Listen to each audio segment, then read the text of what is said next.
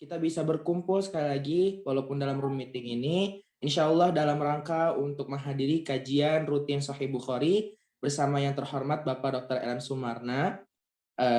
Insya Allah semuanya dalam keadaan sehat walafiat. Amin. Dwi, Salawat ini salam juga Dwi, mari. Dwi, Iya Pak. Halo. bukan teman-teman, karena di sini Oh ada iya. juga Bapak Ibu dosen, ya, Oh iya, dan mohon maaf. masyarakat. Baik, mohon maaf. Di samping teman-teman kita. Silakan. Baik. Sekali lagi mohon maaf ya. Alhamdulillah, teman-teman, Bapak dan Ibu dosen sekalian, rekan-rekan dan rekan TT, kembali lagi kita dalam kajian rutin Sahih Bukhari bersama yang terhormat Bapak Dr. Elam Sumarna. Insya Allah yang akan membahas tentang kajian rutin Sahih Bukhari agar kita mendapat ilmu yang bermanfaat. Salawat salam juga mari kita curah limpahkan kepada baginda kita, Rasul kita, Nabi wa Nabiyana, Nabi Muhammad Sallallahu Alaihi Wasallam. Semoga tercurah juga kepada keluarganya, sahabatnya, tabi-tabinya, dan semoga sampai kepada kita selaku umatnya sampai akhir zaman nanti. Amin. Nah, alhamdulillah Bapaknya juga sudah hadir dan sudah memulai share screen ya Bapak. Mungkin langsung saja agar kita memulai pematerian pada sore hari ini. Kepada Bapak dipersilahkan. Nuhun Bapak.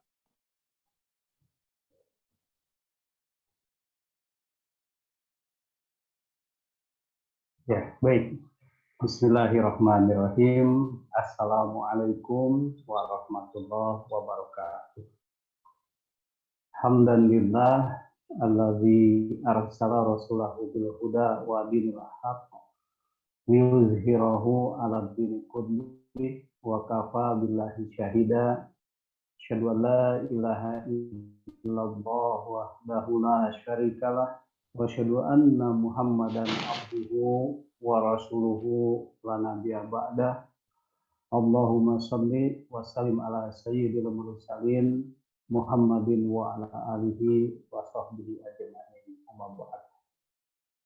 Ayyuhal hadirun, usikum wa iyaya bittaqwallah wa qad fazal muttaqun. Fa innallaha khabirun bima ta'malun. Hadirin jamaah yang Allah muliakan, Bapak Ibu dosen, kemudian juga sahabat, karib kerabat dimanapun Anda berada, dan teruntuk adik-adik mahasiswa tercinta.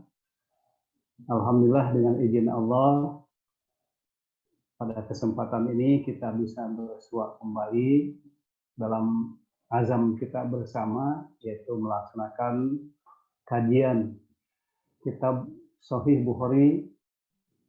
Dan pada hari ini kita masuk pada sebagaimana dalam tema yang diusung.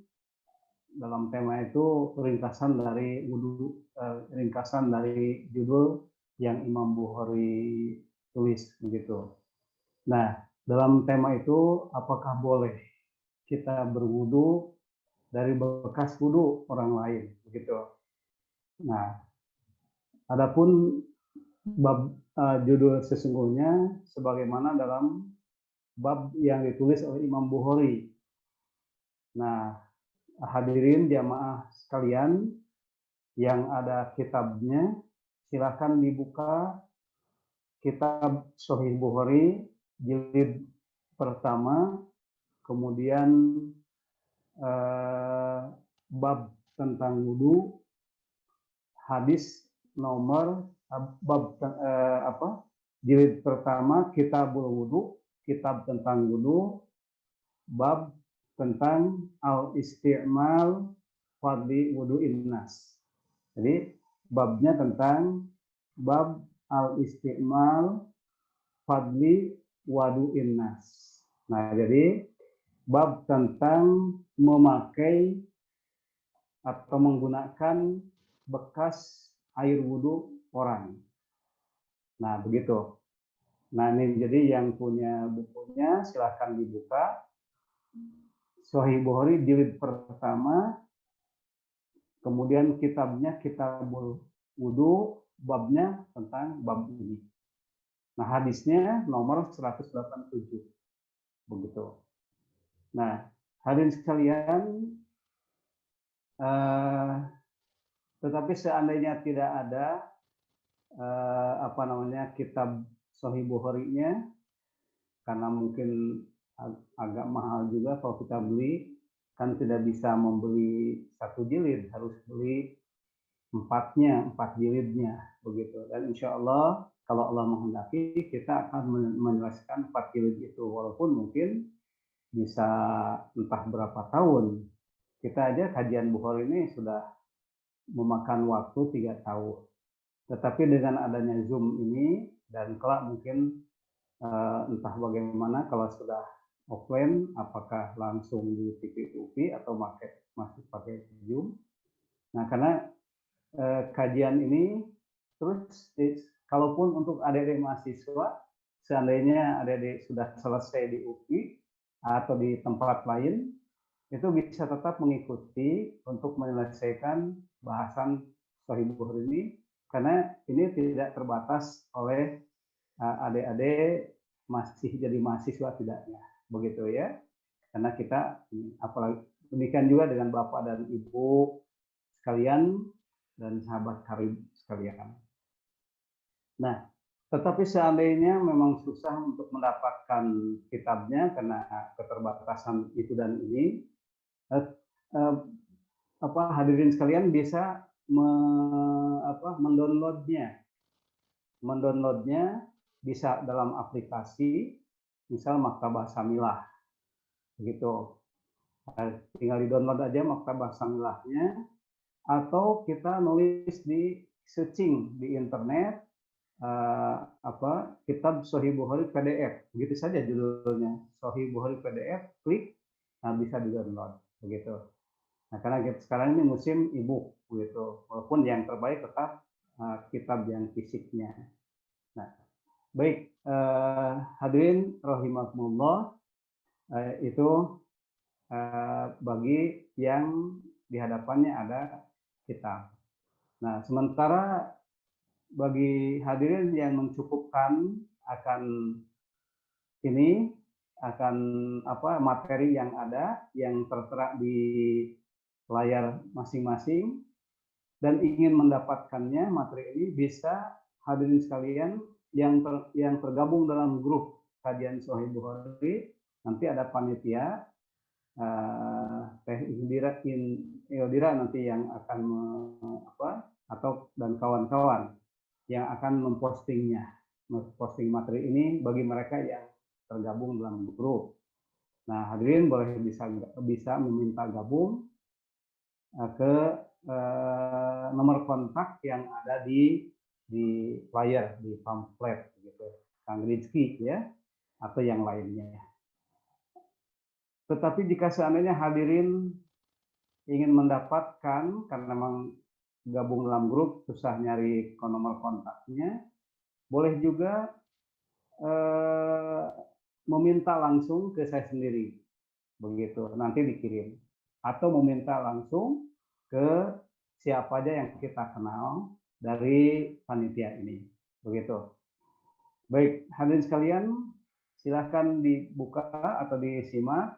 Kita masuk ke babu isti'mali fadli wadu'in nas. Jadi bab isti'mal itu menggunakan, fadli itu sisa, wadu'in nas, wadu, ini tulisannya wadu atau wudu? Ini pertanyaannya ya. Pertanyaannya, ini tulisannya tidak salah, bukan wudu tetapi wadu tulisannya. Apa bedanya wadu dengan wudu? Kalau wudu perbuatan wudu, tulisannya memang wudu. Wow, ada domah di atas, wudu. Nah, ini kalau dibaca wudu artinya perbuatan wudu. Tetapi kalau dibaca wadu seperti yang tertera di sini, itu artinya air wudu. Jadi tidak salah nih tulisannya. Wadu memang air wudu. Kalau wudu, perbuatan wudu.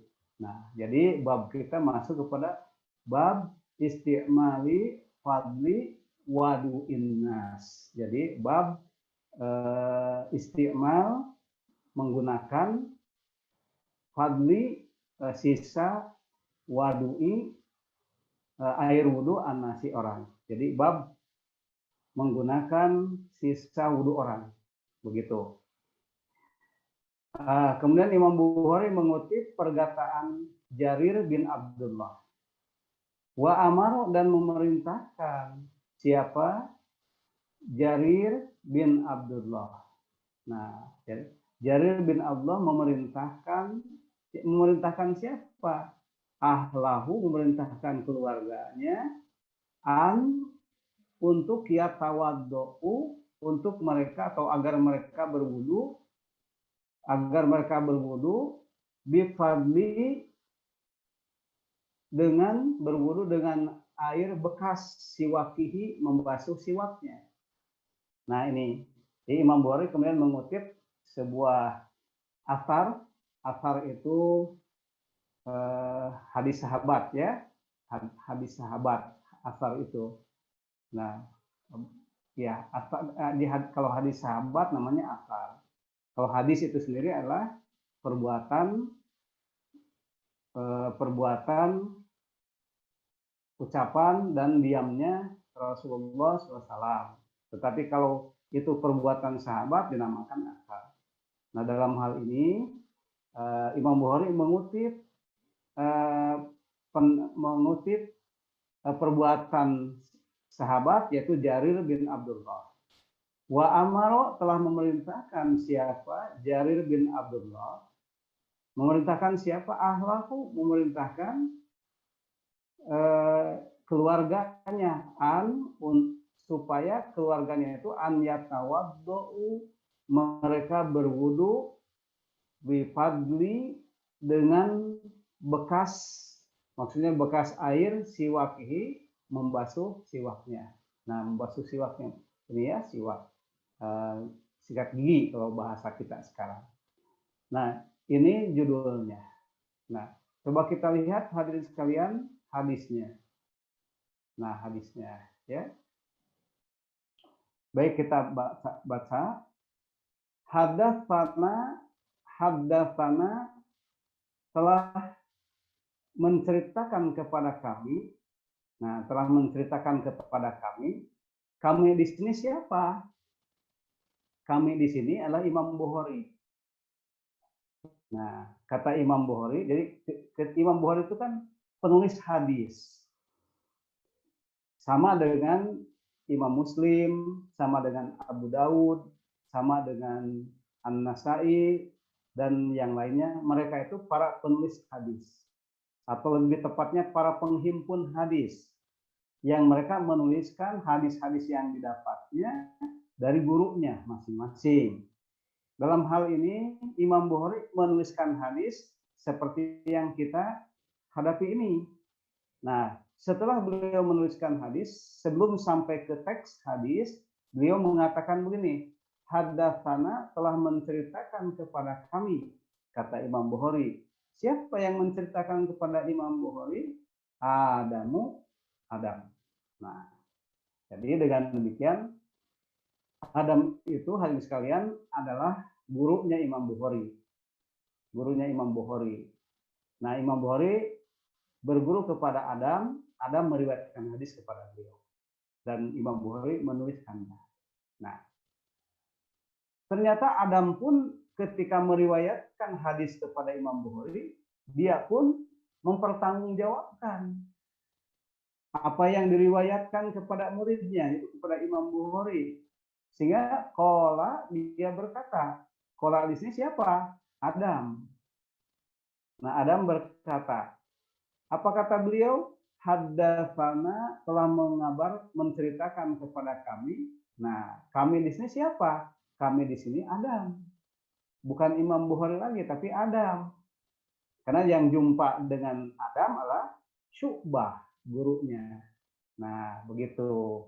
Syu'bah gurunya. Jadi Adam pun mendapatkan hadis ini dari siapa? Dari Syu'bah, gurunya. Dan Syu'bah menceritakan hadis ini kepada dia. Begitu. Nah, kemudian Berkata siapa? Syu'bah. Nah, Syu'bah yang berkata. Nah, Syu'bah berkata dalam rangka apa? Dalam rangka mempertanggungjawabkan apa yang diriwayatkan kepada Adam. Maka kata Syu'bah, haddatsana, telah menceritakan kepada kami siapa Al-Hakam, Hakam. Begitu. Ini yang telah menceritakan kepada kami Al-Hakam. Al-Hakam berarti guru daripada Syu'bah. Qala berkata, siapa yang berkata di sini? Nah, yang berkata di sini Al-Hakam, Al-Hakam. Dalam rangka apa? Sama. Al-Hakam berkata juga dalam rangka referensi, mempertanggungjawabkan apa yang diriwayatkan kepada muridnya Syu'bah. Kata beliau, sami'tu. Nah, kata beliau, sami'tu, aku mendengar Aba Juhaifah. Nah, kata Al-Hakam, aku mendengar Abu Juhaifah yaqul, berkata begini. Nah, ini di hadis ini dari Abu Juhaifah. Siapa Abu Juhaifah? Adalah seorang sahabat yang jumpa dengan Nabi. Nah, begitu. Ya.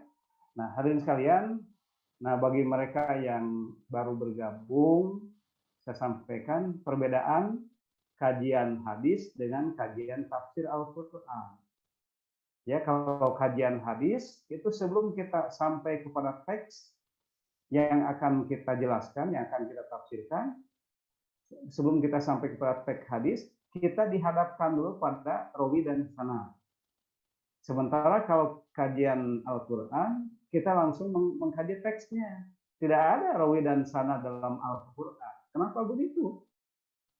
Karena Al-Qur'an itu dibukukan langsung ketika Rasulullah masih hidup. Nah, Rasulullah kemudian menuliskannya melalui sekretarisnya, para sekretarisnya, dituliskannya di media-media yang bisa dipakai menulis, seperti di telapak kurma, di kulit binatang dan sebagainya. Yang kemudian oleh sahabat itu dihimpun, tulisan-tulisan yang berserakan di media-media dihimpun dan dibuatkan suhufnya. Nah, suhufnya itulah yang jadi ciri daripada originalitas Al-Qur'an. Nah, sementara hadis dilarang dituliskan oleh Rasulullah pada masa beliau. Jadi ketika Nabi itu masih hidup, apa yang jadi ucapan beliau dalam menerjemahkan Al-Quran dan dalam membimbing sahabatnya dalam keislaman, apa yang jadi perbuatan beliau, apa yang jadi diamnya beliau ketika seseorang sahabat misal melakukan sesuatu, gitu ya. Nah, semua perbuatan Nabi itu baik ucapan, tindak tanduknya Rasulullah SAW itu oleh Nabi sendiri diharamkan, bahasanya begitu, dilarang untuk ditulis oleh sahabat dengan alasan Rasulullah khawatir campur aduk dengan Al-Quran, karena ternyata kelemahan umat-umat dahulu itu adalah pada hadis ini. Umat-umat dahulu mereka mencampur adukan antara ucapan nabinya dengan kitab sucinya. Nah, ini persoalannya. Jadi kesalahan ini tidak boleh terjadi lagi pada masa umat Muhammad. Oleh karena itu Rasulullah Muhammad SAW melarang menuliskan hadis. Maka jadilah hadis itu selama kira-kira 2 abad. 2 abad itu diwariskan dari sahabat yang satu ke generasi berikutnya, atau di antara sahabat atau di antara sahabat dengan generasi berikutnya itu diwariskan tidak melalui tulisan, tetapi diwariskan secara lisan dari hafalan yang satu ke hafalan berikutnya. Nah, itu hadirin sekalian, ya. Oleh karena itu otentisitas hadis ada pada mereka yang menghafalkannya.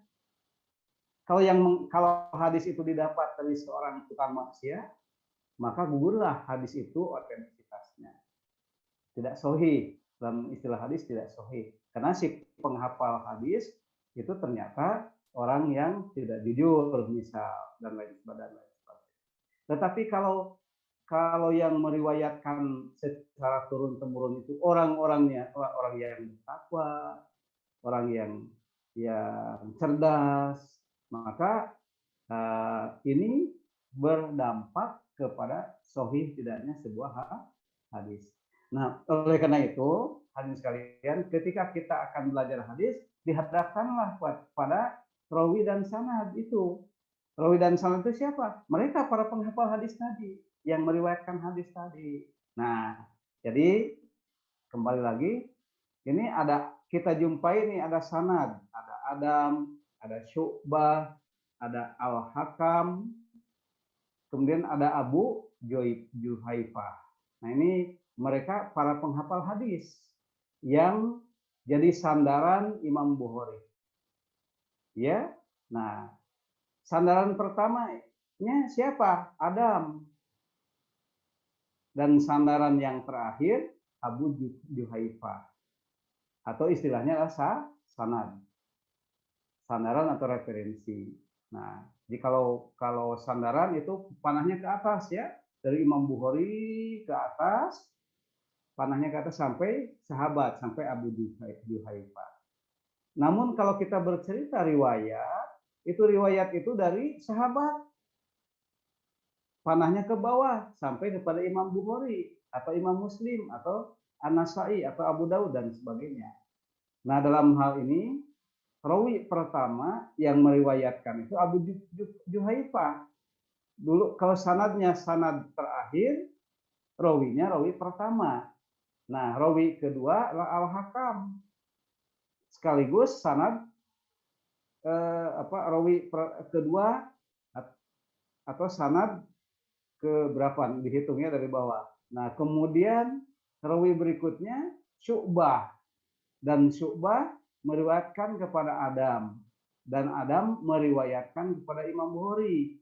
Jadi Adam itu sebagai sanad pertama, rawi terakhir, dan Abu Juhaifah adalah rawi pertama, sanad terakhir. Nah, begitu. Diulangi, Abu Juhaifah itu rawi pertama, sanad terakhir. Adam itu rawi terakhir, sanad pertama. Nah, jadi begitu. Jadi ini Abu Juhaifah itu sanad terakhir, rawi pertama. Adam itu sanad terakhir, pertama, rawi terakhir. Nah, Bukhari bukan rawi. Bukhari itu adalah mudawin. Mudawin itu artinya yang menghimpun hadis. Karena sebelum Imam Bukhari, itu hadis itu masih banyak yang berserakan. Walaupun sudah ada yang membukukannya seperti Imam Syafi'i, Imam Ahmad, Imam Malik, semua membukukan hadis juga. Tetapi kemudian masih ada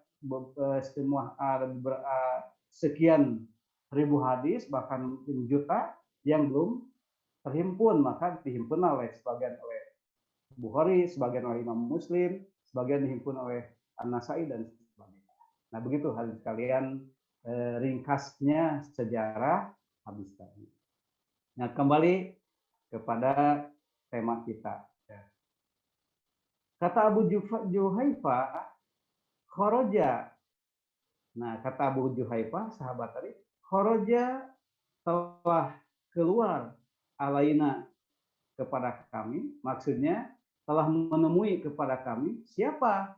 Rasulullah Shallallahu Alaihi Wasallam. Nah, dikata Abu Juhaifah telah menemui kami siapa Rasulullah Shallallahu Alaihi Wasallam bil hajiro.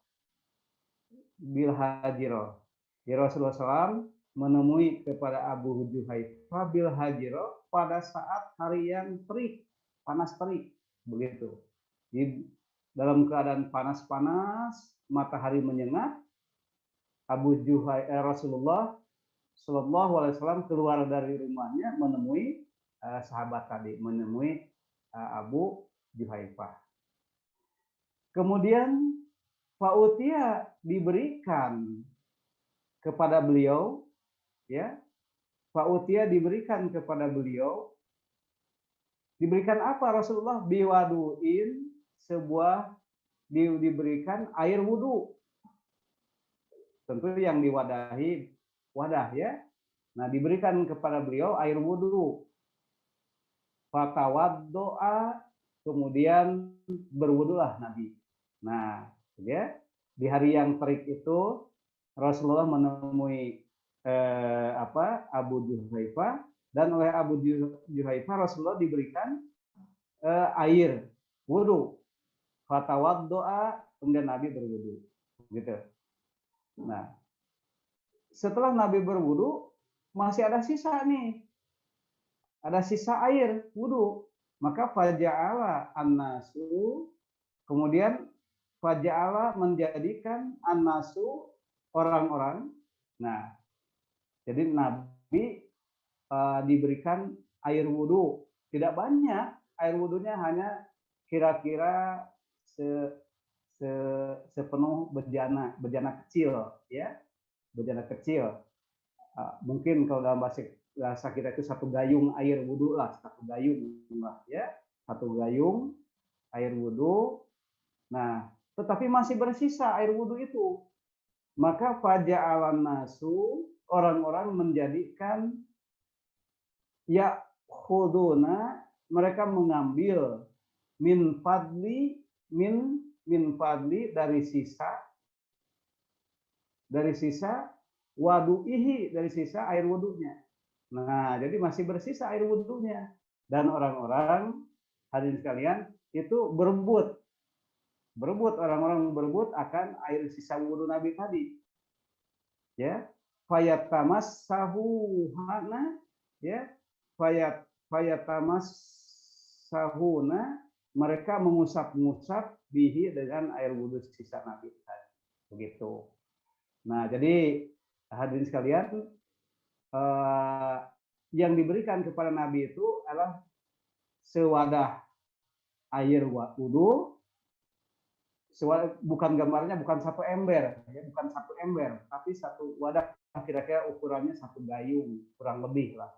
Tapi masih bersisa, sehingga orang-orang berebut untuk mengambil air wudhu sisa Nabi tadi dan membasuh-basuhkannya, begitu.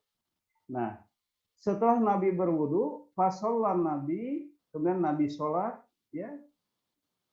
Nabi Shallallahu Alaihi Wasallam sholat. Sholat apa? Sholat duhur. Rok'ataini. Wal asro, dan sholat asar. Rok'ataini. Artinya sholat Nabi itu duhurnya 2 rakaat, dikosor, yang 4 jadi 2. Dan dijamak dengan asar, rok'ataini 2 rakaat. Ya, jadi seluruhnya 4 rakaat dengan jamak kosor. Karena saat itu Nabi sedang safar. Wa baina yadaihi, kemudian di hadapan Nabi, anajatun, ada tongkat. Nah, begitu. Nah, itu hadirin sekalian, terjemahnya di sini, terjemah bebasnya di sini, bisa difoto, ya, silakan difoto. Nah, kemudian nih sekaligus aja nih dengan hadis mauqufnya. Ini ada hadis mauquf. Hadis mauquf itu hadis yang disandarkan kepada sahabat. Berarti bukan hadis Nabi. Ini hanya ucapan sahabat, gitu. Qala Abu Musa, berkata Abu Musa. Abu Musa ini sahabat. Da'an Nabi, kata Abu Musa, Nabi meminta, Nabi Shallallahu Alaihi Wasallam meminta. Ini juga hadis. Mohon maaf, ini hadis, bukan perbuatan Nabi, ya, bukan perbuatan sahabat. Mohon maaf. Hadis dari Abu Musa maksudnya, ya. Hadis dari Abu Musa.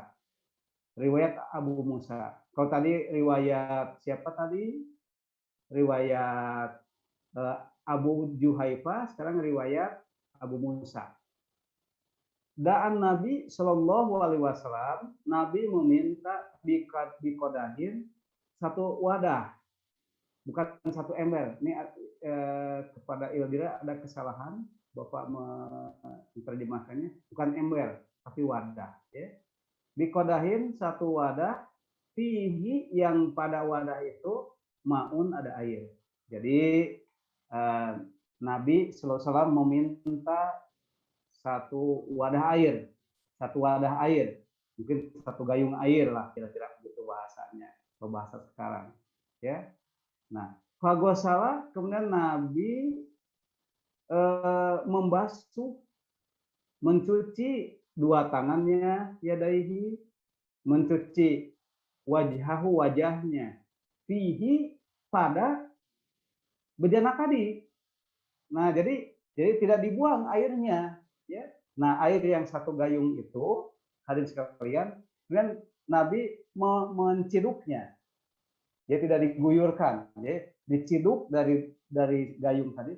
Kemudian Nabi mencuci tangannya, tentu berwudu Nabi ya, berwudu dengan mencuci tangannya, kemudian mencuci wajahnya. Dan airnya jatuh ke gayung tadi. Tidak jatuh ke tanah. Begitu. Ditambah dengan wamajja, Nabi kemudian menyemburkan air dari mulutnya fihi padanya, pada wadah tadi. Tsumma qala, kemudian Nabi berkata, lahuma kepada dua orang yang saat itu ada di hadapan Nabi, ya. Isroba, minumlah oleh kalian berdua, ya, ala wujuhikum, dan cucilah wajah kalian, ala wujuhikuma, dan cucilah wajah kalian berdua, wa nuhurikuma, dan nuhurikuma, dada kalian berdua. Nah, begitu. Nah, ini kata Abu Musa, Nabi malah memintakan sahabat yang saat itu dua orang untuk meminumnya dan untuk mencuci wajah keduanya dan untuk mencuci dada keduanya. Jadi dicuci ya dengan air apa? Dengan air bekas wudu Nabi, ya, bekas wudu Nabi. Nah, hadirin sekalian, Bapak dan Ibu yang Allah muliakan, Bapak Ibu yang Allah muliakan, kemudian juga sahabat, karib kerabat yang juga Allah muliakan dimanapun Anda berada, dan tentu saja adik-adik yang Bapak cintai, ya. Demikianlah hadis ini yang menjelaskan tentang bagaimana Nabi memerintahkan untuk memanfaatkan bekas wudhu. Dalam hadis tadi tidak disebutkan memang secara eksplisit tentang mereka berwudu dari bekas wudu Nabi, tidak, ya. Nah, tetapi nanti akan ada penjelasan lebih khusus bahwa air bekas wudu Nabi itu ada yang digunakan untuk mencuci anggota-anggota tubuh mereka, sahabat, dan ada juga untuk digunakan untuk berwudu dengannya. Begitu. Baik, coba kita lihat penjelasannya, hadirin sekalian, ya. Nah, penjelasannya nih. Nah, tadi sudah dibahas, ada wadu, ada wudu tulisannya, ya. Nah, jadi kalau hadirin sekalian melihat langsung di kitab Sahih Bukhari, ini kalimatnya dibacanya wadu.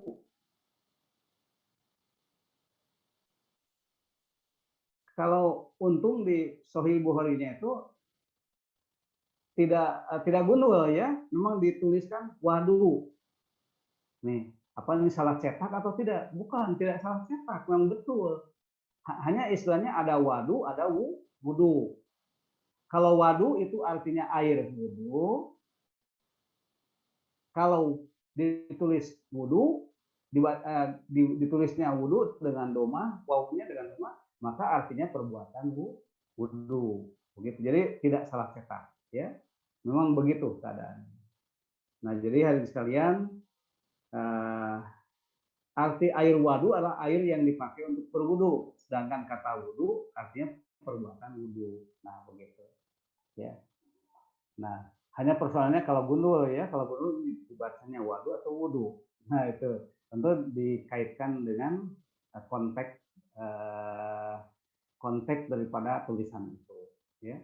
Nanti kita bisa tahu apakah wadu atau wudu dibacanya. Nah, hadirin sekalian,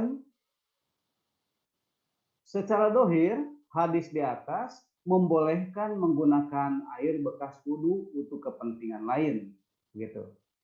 Jadi secara dohir hadis di atas membolehkan menggunakan bekas air wudu untuk kepentingan lain, begitu. Nah, jadi Rasulullah membolehkan begitu untuk kepentingan lain, untuk kepentingan membasuh, mencuci, meminum, bahkan tadi ya, bahkan Nabi menyemburkan air dari mulutnya ke gayung tadi, dan kemudian para sahabat diminta, 2 orang sahabat diminta untuk meminumnya dan membasuhkan anggota badannya dengan itu. Nah, apa termasuk wudhu? Tentu saja termasuk untuk berwudu.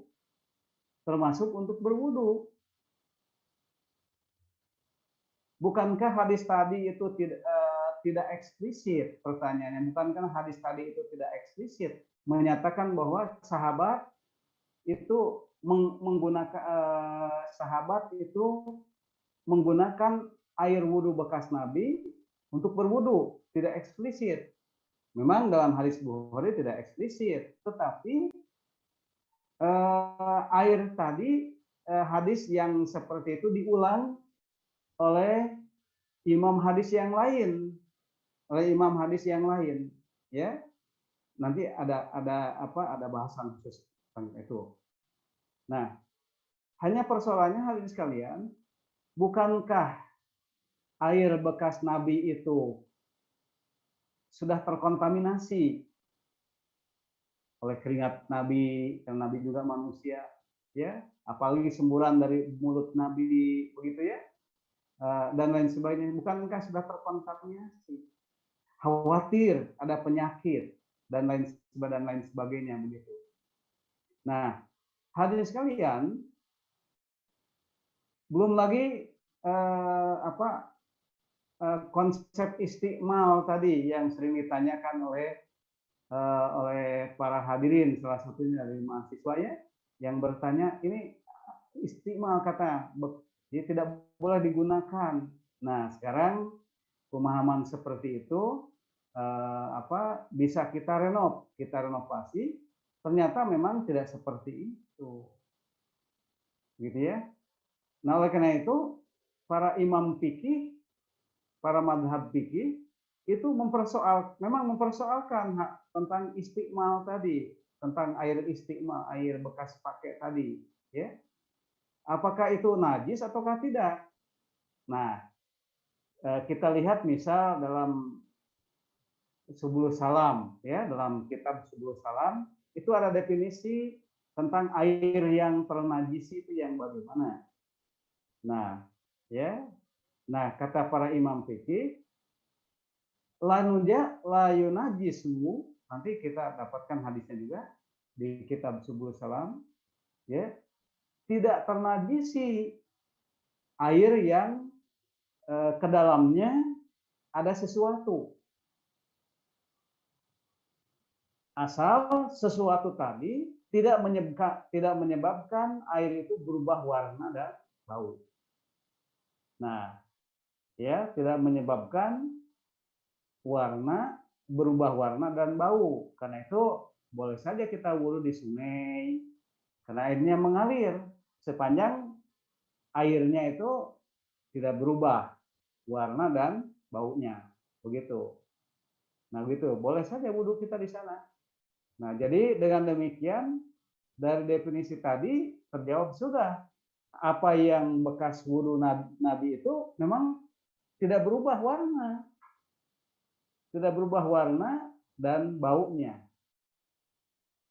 Namun sekarang persoalannya hadirin sekalian, situasi kemasyarakatan, situasi sosial dan kemasyarakatan kan berubah. Pada zaman Nabi demikian, hari ini demikian.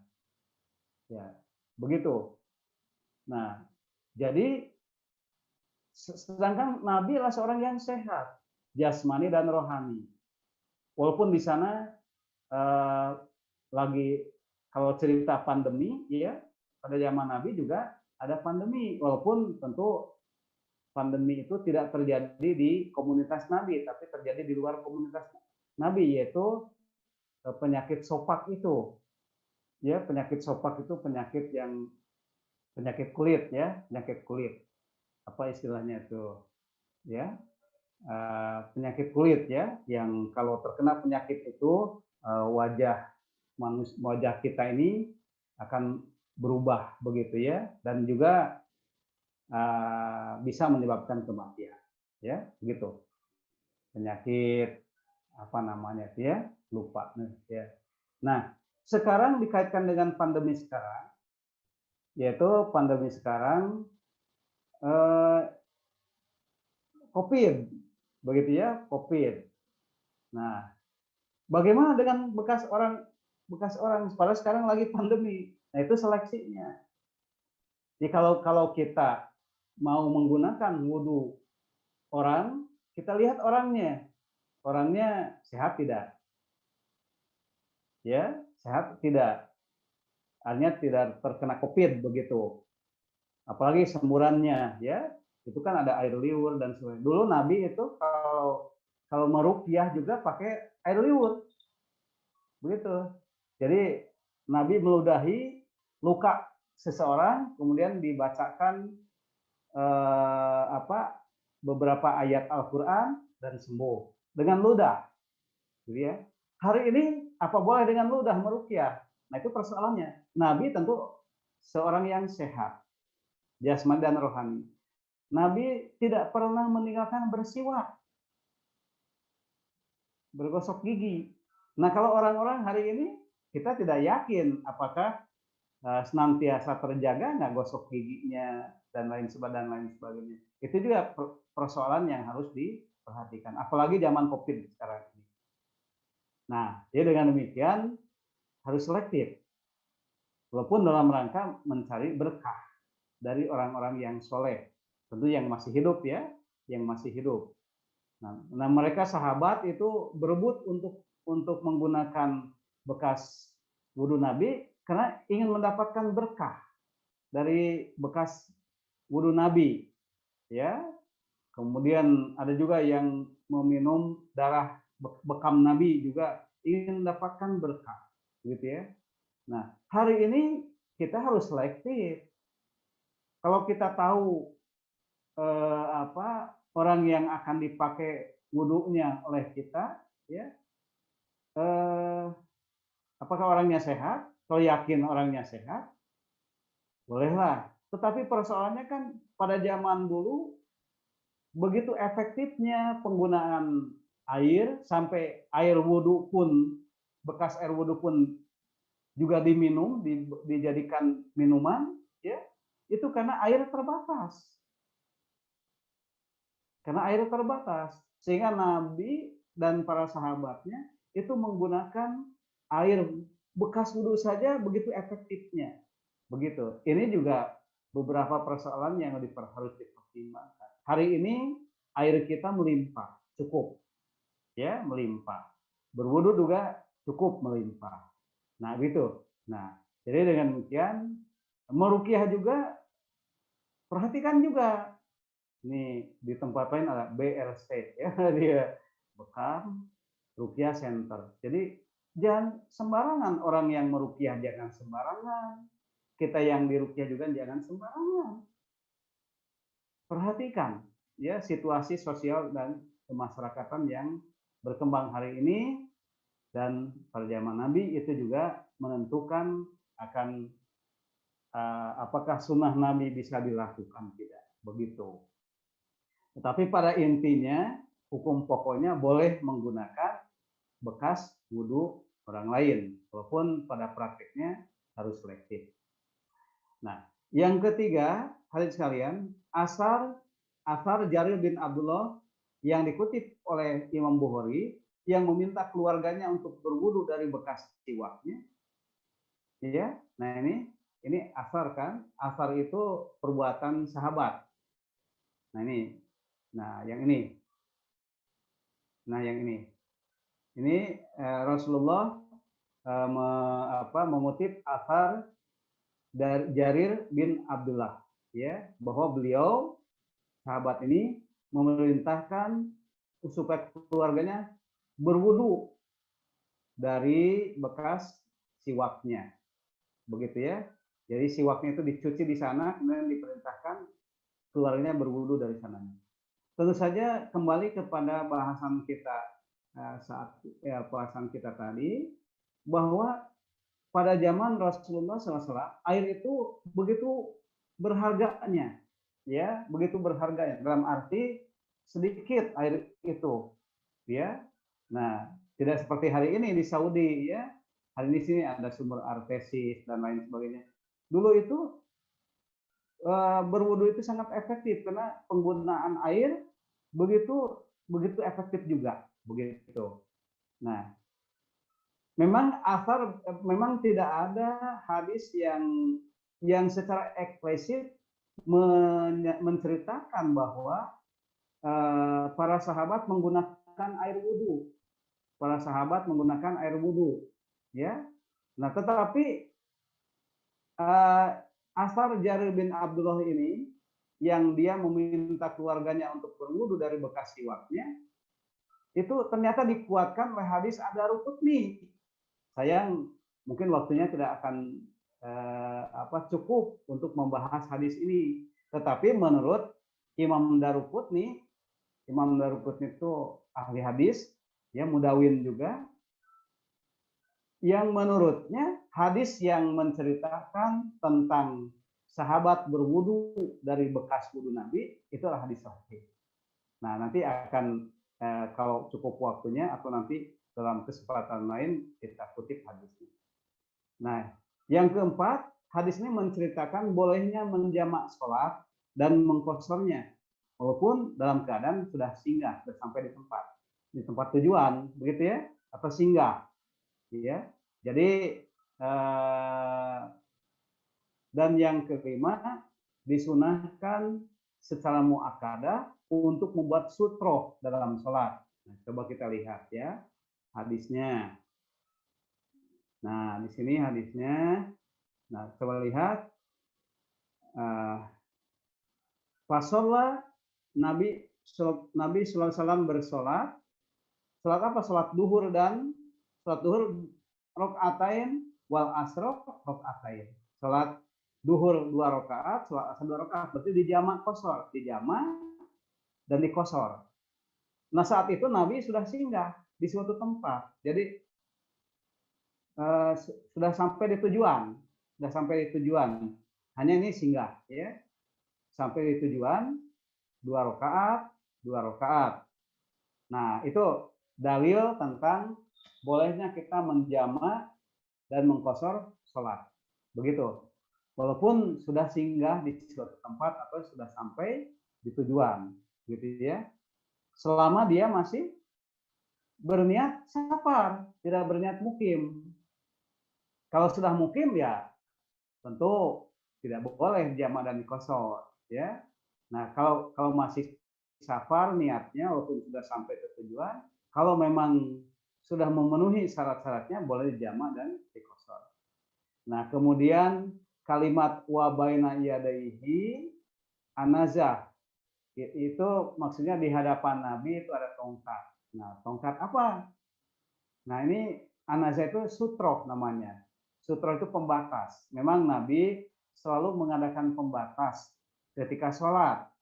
Ya, ketika sholat itu mengadakan pembatas di hadapannya dengan tombak atau dengan apapun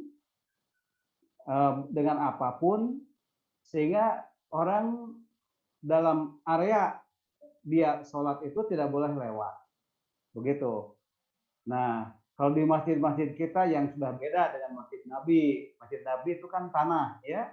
Masjid itu Nabi itu tanah, lantainya pakai tombak. Nabi menekan tombak di hadapannya untuk sutro, pembatas sholat. Karena apabila ada orang yang melewati orang yang sholat kan diancam oleh Rasulullah, ya, begitu.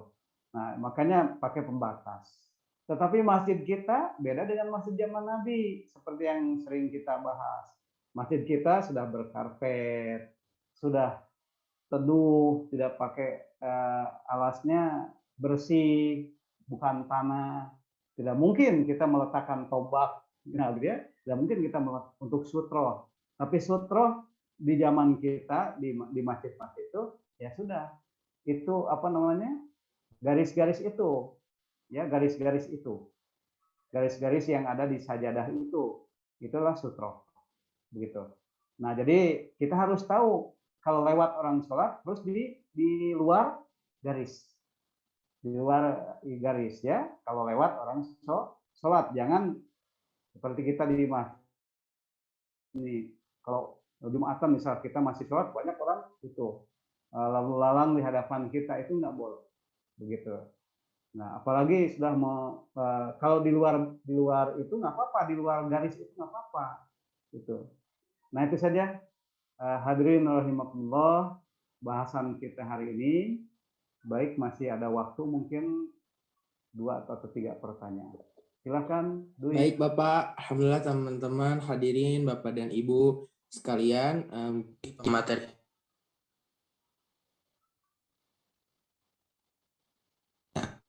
para yang ingin bertanya boleh raise hand dulu. Ini ada langsung Bapak yang mau bertanya. Ya, silakan. Yang di TV UPI boleh itu Dwi menuliskannya di chat. Nah ya, silakan.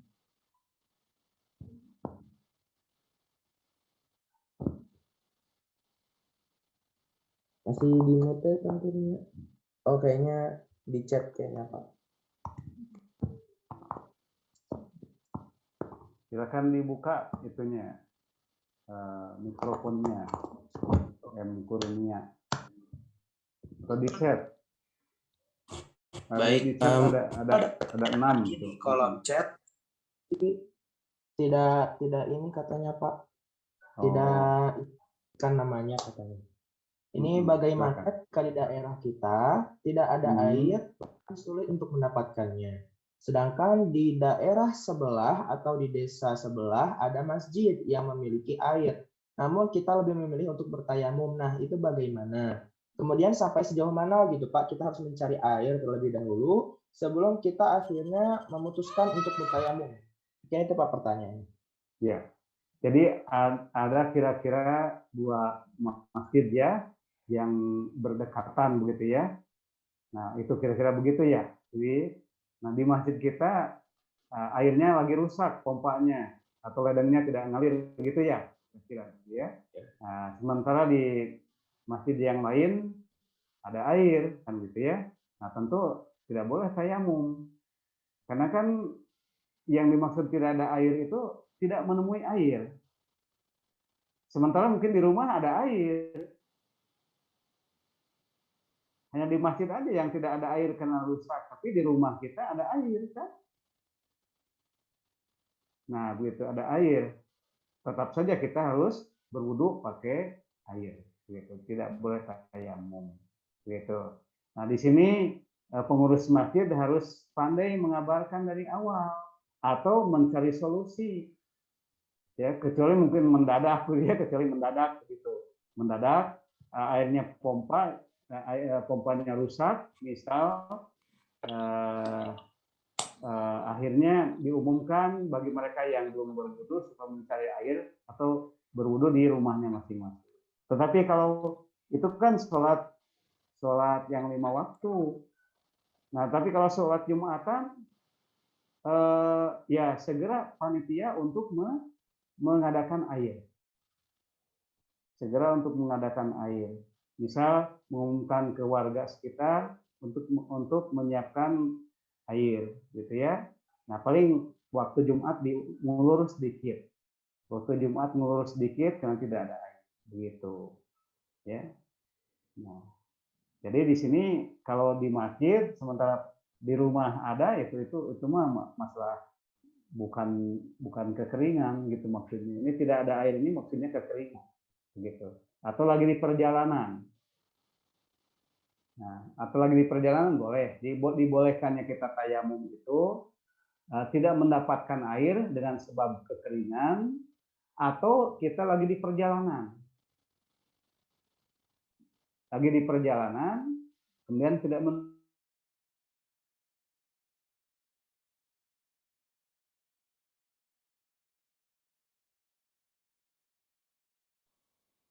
Halo Bapak, menemukan air, ya.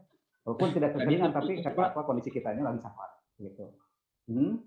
Tadi terputus sejenak ketika bagian mencari air Oh ketika ya, kekeringan. ya baik. Ini sinyalnya ya.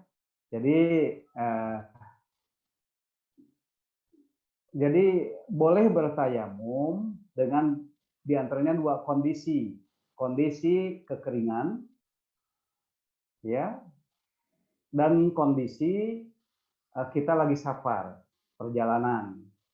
Nah, jadi di perjalanan boleh kita bertayamum kalau tidak mendapati air atau sulit mendapati air, begitu, gitu ya. Nah, jadi ini kembali kepada pribadi jamaah, begitu. Nah, tetapi kalau sholat biasa, sholat 5 waktu, ya, itu kan mungkin itu panitia yang harus DKM yang harus mencarikan solusi, begitu. Baik, Dwi, silakan. Iya Bapak, tadi kemudian bagaimana gitu? Apa ada jarak tertentu untuk mencari air ketika bertayamum gitu Pak? Tadi dalam kekeringan tadi, misalnya desanya dia itu kekeringan, tapi desa lain tidak gitu. Apakah Nah, itu memperbolehkan bertayamum atau tidak? ya kalau menyulitkan untuk ke desa yang lain kan menyulitkan. Berarti boleh tayamum. Misal satu desa itu kekeringan, tidak ada air. Semua pompa rusak kalau mau pompa rusak ya. Nah, begitu. Tentu layu kalipullahu nafsan illa wus'aha ya. Jadi boleh saja dia bertayamum karena tidak habis waktu ya, habis waktu begitu. Jadi kita cari air ke desa lain, balik lagi ke masjid kita, sudah saja kita sholat di masjid desa lain gitu juga kalau itu ya gitu. Baik, bagus sekali nih Baik, pertanyaannya ya. jazakallah Silakan khairan Dwi. untuk jawabannya. Ini selanjutnya tadi Kang Kurnia Sandi, Ya, Kak. mangga. Assalamualaikum warahmatullahi wabarakatuh. Waalaikumsalam. Waalaikumsalam. Izin bertanya, Pak. Silakan.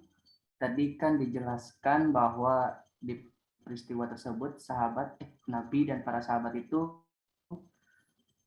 terbatas ya airnya, Pak. Iya. Nah, apakah air yang digunakan itu adalah air perbekalan atau air minum atau air sumur yang ada di sekitar tempat tersebut, Pak? Terima kasih, Pak. Baik, ini bagus pertanyaan ya, Kurnia ya. Jadi yang disebut dengan air pada zaman Nabi itu bukan air minum, tetapi mungkin air minum, tetapi jumlahnya lebih dari air minum, begitu jumlahnya. Jadi ada air minum, ada satu wadah air biasa untuk persediaan, begitu. Jadi ada air minum, kemudian ada air persediaan untuk minum. Nah, yang dipakai oleh Nabi air persediaan untuk minum, walaupun jumlahnya sedikit, tetapi tentu Nabi berwudu dengannya, dengan air persediaan tadi, dengan wudu yang sempurna, tetapi tidak lengkap. Nah, kita ingat bahasan kita yang dahulu, ya, bahwa air untuk wudhu itu, Nabi itu berwudhu dengan dua cara. Pertama, jika airnya terbatas, maka Nabi berwudhu dengan wudhu yang sempurna, tapi tidak lengkap. Wudhu yang sempurna tidak lengkap itu cara-cara yang disebutkan dalam Al-Quran. Itu a'udzubillahi minasyaitonir rajim, wa idza kuntum ila shalah fagsilu wujuhakum wa aydiyakum ilal marafiq wa arjulakum ilal ka'bain. Jadi itu yang dibasuhnya satu kali. Begitu. Jadi Nabi membasuh wajahnya satu kali, membasuh tangannya satu kali sampai sikut, dua tangannya, dan kemudian membasuh kakinya sampai pergelangan kaki selesai. Makanya wudhu zaman Nabi sangat efektif kalau terbatas airnya. Begitu. Makanya Nabi berwudhu hanya sedikit sekali, efektif sekali, gitu ya, hanya satu kali, gitu. Nah, begitu ya. Jadi kalau untuk minum, justru itu yang tidak digunakan untuk wudhu, karena Nabi melihat kepentingannya. Kalau wudhu bisa ada alternatif dengan tayamum. Kalau minum, masa kita harus minum itu ya, minum pasir gitu zaman Nabi. Kan Nabi tidak mencontohkan memilih minum pasir dan wudhu untuk minum itu dipakai wudhu, nah air untuk minum tidak. Jadi ada kelebihan dari minum ya, begitu. Kecuali kalau safarnya Nabi itu sudah sedikit lagi sudah sebentar lagi sampai ke tujuan yang di sana air cukup. Maka pernah Nabi menjadikan air minum berwudu. Karena Nabi melihat di depan sudah sampai, ya. Nah, gitu. Baik, itu Kurnia. Alhamdulillah. Terima kasih bagus. Pak atas Silakan. jawabannya. Dui. Amin. Baik. Terima kasih Pak jawabannya. Ini ada satu lagi Pak di kolom chat dari Rian Riswandi. Assalamualaikum Kang, saya izin bertanya, apakah menginjak tanah atau pasir membatalkan wudhu? Nah ini paling banyak ini Pak keraguan dalam menginjak tanah, apakah membatalkan wudhu gitu Pak? Iya, baik, ini pertanyaan yang bagus ya. Nah, yang menginjak najis pun tidak membatalkan wudhu, begitu. Ya, kita sudah berwudhu tuh, tiba-tiba kita menginjak najis, kotoran binatang atau apa ya, menginjak kotoran lah, atau kotoran binatang, kotoran manusia ataupun apapun, ya, itu tidak membatalkan wudhu. Yang membatalkan wudhu itu hadas. Hadas, ya, hadas itu kentut, keluar sesuatu dari depan atau belakang, ya, begitu. Nah itu yang membatalkan wudhu. Menginjak kotoran atau menginjak najis tidak membatalkan wudhu, tapi harus dicuci, Nah begitu. Nah terlebih kalau pasir atau tanahnya tanah yang tidak ada najisnya, kan kita berwudhu dengan tanah.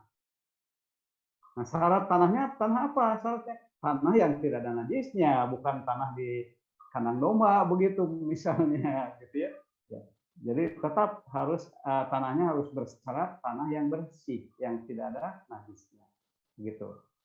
Bisa di tanah, bisa di dinding, bisa di debu buku kita, debu kendaraan kita, dan lain sebagainya. Boleh berwudu dengannya. Gitu. Ya, silakan Dwi. Baik, itu ya jawabannya. Alhamdulillah sudah terklirkan. Nah, Bapak, ini sudah jam 17.04 dan masih ada satu penanya. Apa mau dilanjutkan atau dicukupkan, Bapak? Ya, dilanjutkan aja sebentar. Baik, ini ada satu lagi dari Kang Aji Muhammad Ilyas. Mangga Kang Ilyas, silahkan. Ya, baik. Terima kasih moderator Bapak atas kesempatan dan waktunya. Bismillahirrahmanirrahim. Assalamualaikum warahmatullahi wabarakatuh. Sebelumnya ucapkan terima kasih kepada Bapak yang sudah menjelaskan hadis mengenai bab wudhu. Nah, izin bertanya Bapak mengenai masalah tadi air bekas wudhu. Kalaupun misalkan kita sedang di luar, misalkan sedang di gunung, ada air itu hanya 1 ember Bapak.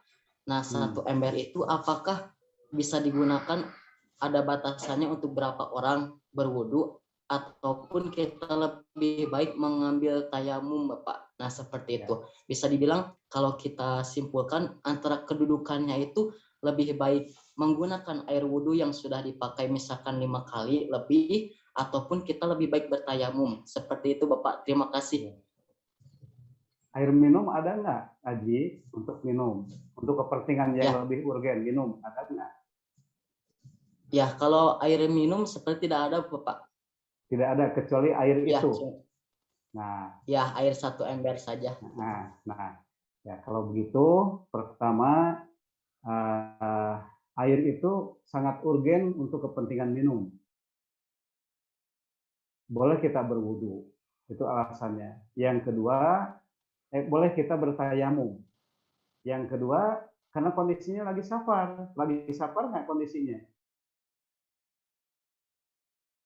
Atau tidak? Nah, kalau kondisinya lagi safar, maka lagi safar dibolehkan bertayamum. Jadi alasan Lagi kebolehan tayamum, Pak. lagi mukim. Istilahnya ada safar, ada mukim. Kalau mukim itu tidak dalam keadaan safar, begitu. Lagi Ya. bersafar, Pak. Nah, apalagi lagi bersafar itu alasan yang kedua. Lagi mukim juga alasan yang pertama bisa. Jadi air itu hanya ada 1 ember itu untuk minum beberapa orang, gitu ya. Untuk minum beberapa orang. Maka air itu untuk menyelamatkan nyawa, gitu ya. Tidak boleh dipakai untuk berwudu. Ya harus tayamum saja. Sebab kalau pakai berwudu, air itu habis, untuk minum tidak ada. Nah, gitu kan? Nyawa lebih diutamakan, begitu. Nah, itu hadirin sekalian ya. Dalam keadaan safar apalagi? Kalau dalam keadaan safar kita boleh tayamum. Pergi ke gunung misalkan, ya. Nah, susah nyari air nih. Ya, walaupun bisa saja wudhu pada genangan genangan bekas hujan atau embun begitu, tetapi bersafar itu lebih memudahkan dan itu dibolehkan. Begitu. Begitu, Haji. Alhamdulillah. Silakan Dwi. Alhamdulillah.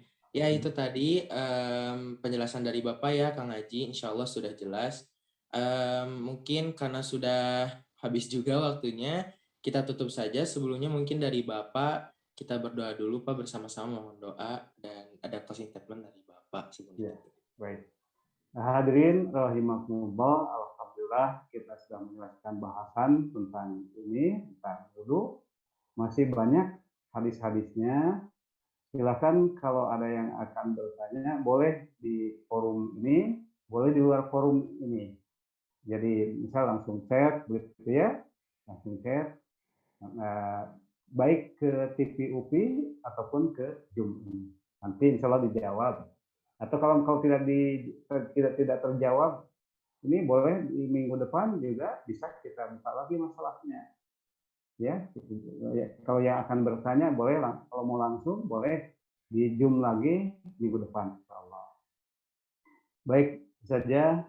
A'udzubillahi minasyaitonirrajim. Bismillahirrahmanirrahim. Allahumma shalli ala sayyidil mursalin Muhammadin sallallahu alaihi wasallam. Rabbana zalamna anfusana wa illam taghfir lana wa tarhamna lanakunanna minal khasirin. Rabbana zidna ilman nafi'an warzuqna fahman wasi'an ya arhamar rahimin. Amin ya Allah ya rabbal alamin. Silakan Dwi. Ya, alhamdulillahirabbil alamin, para hadirin sekalian, rekan-rekan, sahabat, kemudian Bapak Ibu dosen yang terhormat, alhamdulillah telah kita pelajari bersama-sama hadis Sahih Bukhari pada sore hari ini kajiannya ya, bab memakai bekas air wudhu orang lain. Semoga ilmunya bermanfaat. Terima kasih kepada Bapak, syukran jazilan, jazakallahu khairan katsiran untuk ilmunya pada hari ini. Semoga bermanfaat untuk kita semua, dan ini ada di kolom chat. Ini saya minta doanya Bapak untuk kesembuhan dosen saya Ibu Yunita. Semoga disembuhkan. Amin. Insyaallah nanti kita doakan. Amin amin. Ya mungkin itu ya teman-teman dan Bapak Ibu sekalian. Aduh, enggak. Saya kira HP saya error. Saya pakai HP. Ya itu tadi ya para hadirin sekalian, kajian yang telah kita saksikan dan pelajari bersama-sama. Kita ketemu lagi di minggu-minggu selanjutnya. Insya Allah minggu depan kita hadir lagi di kajian hadis Sahih Bukhari. Sekali lagi terima kasih kepada Bapak. Saya selaku MC pamit undur diri. Mohon maaf untuk setiap kesalahan dan kelupaan yang telah saya buat. Wabillahi taufiq wal hidayah. Wassalamualaikum warahmatullahi wabarakatuh. Syukron Bapak. Ya. Amin. Tadi kita Recording belum stopped. mendoakan ya yang Oh iya, sakit tadi. mangga-mangga Bapak. Ya. Semoga Allah meringankan penyakitnya. Semoga Amin. Allah menyembuhkan segera penyakitnya. Bagi Ibu dosen tadi, sayang namanya tidak disebutkan ya. Ya, alhamdulillah. Disebutkan Bapak katanya Ibu Yunita. Oh, Ibu Yunita. Bagi Ibu Yunita, semoga Allah segera menyembuhkan penyakitnya. Amin. Ya. Allahumma apa namanya? Doanya bagaimana Bapak? Kok jadi lupa nih. Dewi Cahyo ya. Ya. Coba awalnya gimana doanya awalnya? Allahumma rabbana wasi. Nah, Allahumma rabbana mudhibal ba'si isfi anta syafi la sifa'a illa sifa'uka sifa'an la yughadiru saqama. Amin ya rabbal alamin. Rabbana atina fid dunya hasanah wa fil akhirati hasanah wa qina adzabannar.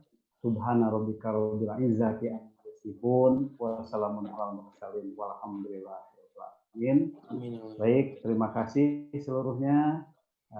Hadirin yang Allah muliakan. Assalamualaikum warahmatullahi wabarakatuh. Waalaikumsalam warahmatullahi wabarakatuh. Waalaikumsalam. Terima kasih ya Bapak untuk hari Ya, ini. sama-sama. Amin. Mangga untuk para Makasih, Pak. hadirin dipersilakan. Sami-sami. Ya, sami-sami. Amin. Nuhun, Pak.